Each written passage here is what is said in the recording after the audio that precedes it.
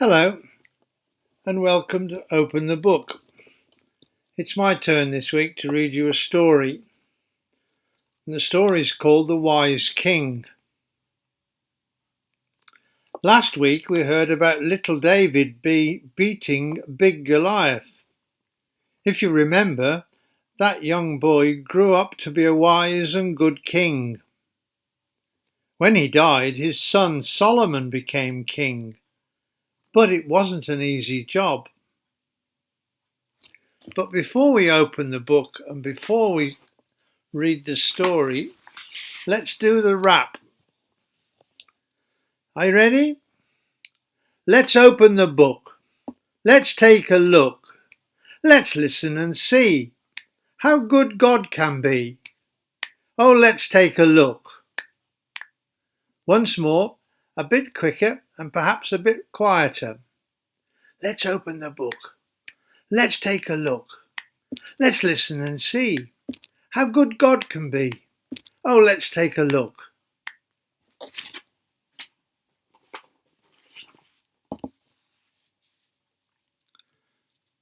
The Wise King. When David died, his son Solomon became Israel's new king. And what do you think was the very first thing he did? Pass some new law? No. Send his army to fight some new enemy? Not likely. Order himself a fancy new crown? Never.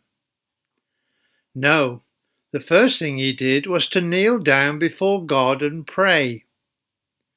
Good for you, God said to Solomon. Now what would you like me to give you? Solomon could have prayed for anything at all. But what do you think he asked for? A long life? No. Victory in battle? Not likely. Loads of money? Never.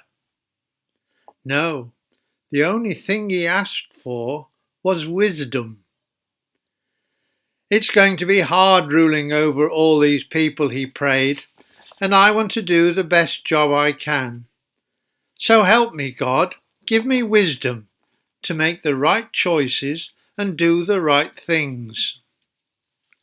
Well, God was so pleased with Solomon's choice that he promised to give him wisdom, and all the other things as well. A long life, victory, and loads of money. It wasn't long before Solomon's wisdom was put to the test. Two women came to see him one day.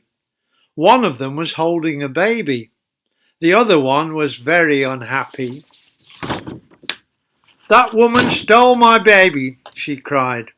Her baby died, so while I was sleeping, she came and took mine. That's a lie, shouted the woman with the baby, and she held the child even more tightly. Solomon looked at the women.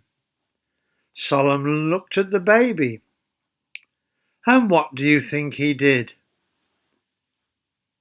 Give the baby to the first woman? No. Give the baby to the second woman? Not likely. Keep it for himself? Never. No, he called one of his soldiers and told him to raise his sword above the child.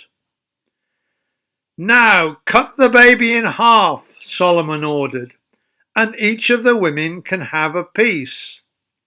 The soldier was shocked. He looked at the king. He looked at the baby.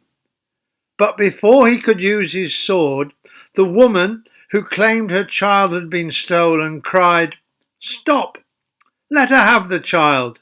He's my baby, but I'd rather see him raised by another than have him cut in two. Oh no, said the woman holding the baby. The king is right. Cut the baby in half. It was exactly what Solomon had hoped for.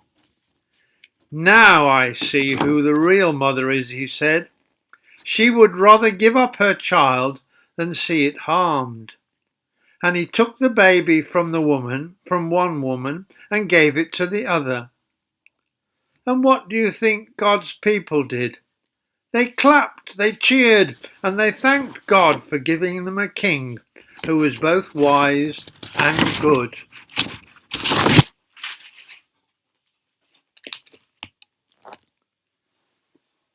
Solomon wanted to be a good king, not a selfish one. So he was right to ask God to help him, wasn't he? He knew it would be a difficult job, and he couldn't do it properly without God's help.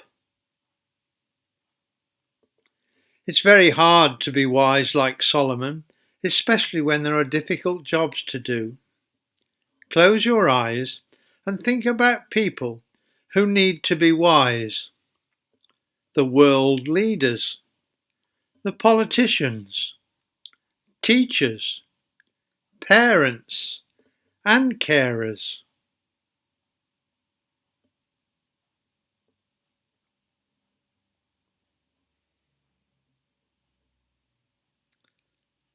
Now I'm going to say a prayer, and if you want to make it your prayer, say Amen at the end after me. Dear God, help us to follow Solomon's example and to ask you for wisdom when we have difficult jobs to do. Help us to make the right decisions. Amen. Goodbye.